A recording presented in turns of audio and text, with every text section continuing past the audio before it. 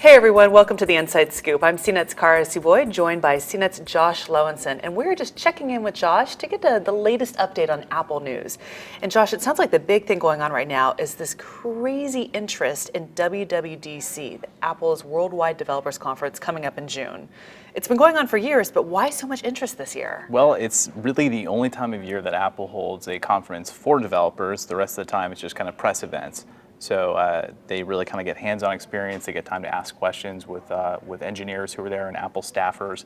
But it's also really all about the keynote. That's when they unveil new stuff. They've shown off new iPhones there. They've shown off new versions of iOS and macOS 10, new hardware. It's really kind of their chance to be a part of that with what the press usually get.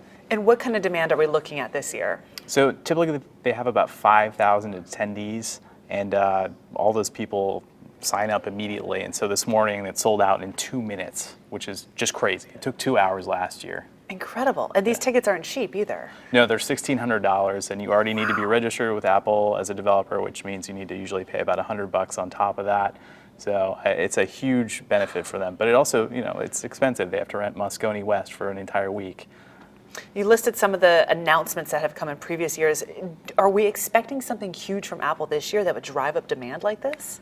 It's really safe to expect just software, which doesn't sound very exciting, but Apple's already said they're going to show off new versions of OS 10 and iOS. So that's for the Mac and for their iPhone and iPad, things like that. They showed off iOS 6 there last year. We got it about 3 months later. They're kind of behind on OS 10, it seems. So we can see both of those things kind of coming together for the public just a couple months after that. But still, this isn't where we're going to see like an Apple Watch or an Apple TV set finally. This is just incremental software update. The key thing to remember is that they're doing this for developers. It's really to kind of give them an early chance to build stuff and get used to new platforms so they can really kind of get their apps and software ready to go. For the more consumery stuff, they tend to hold their own events. So I would expect something like a watch or a TV to be separate. Okay. That doesn't mean that there won't be a surprise. They've done hardware there before. Last year they did Retina MacBook Pros, and like I said before, they had the iPhone. Sure. There's always like a little bit of surprise. Okay. Well, speaking of popular software, this weekend does mark the 10-year anniversary of iTunes. That's pretty amazing. Yes, the iTunes Store. iTunes Store. So iTunes itself is 12 years old, going on 13, but the iTunes Store is turning 10 on Sunday, which is just crazy. Yeah, that 10 years has gone by so fast. Yeah. Do you have any idea how many downloads in the last 10 years? Yeah, so they've announced 25 billion songs sold, which is just nuts. So I think that works out to 15,000 songs per second on average.